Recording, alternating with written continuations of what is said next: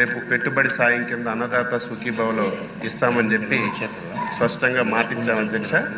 రేపు మేళంలో ఆ కార్యక్రమాన్ని అమలు చేయడానికి గౌరవ ముఖ్యమంత్రి గారు నిర్ణయం చేశారు.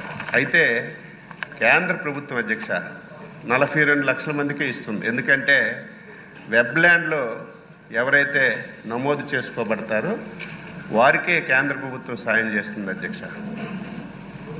దీనికి అనుగుణంగా రాష్ట్రంలో చాలామంది ఇంకొక 8-9 లక్షల మంది వెబ్ల్యాండ్లో నమోదు చేసుకోకపోవడం వల్ల కేంద్ర ప్రభుత్వం నుంచి సాయం రావటం లేదు అధ్యక్ష.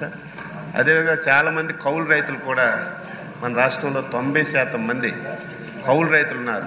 వారికి కూడా ఈ అన్నదాత సుఖీభావ కింద ఇచ్చే పరిస్థితి లేదు.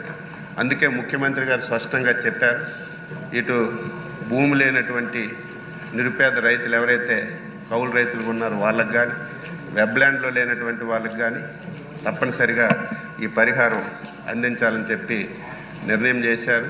శాసనసభ ద్వారా రైతాంగానికి మాటిస్తున్నాం.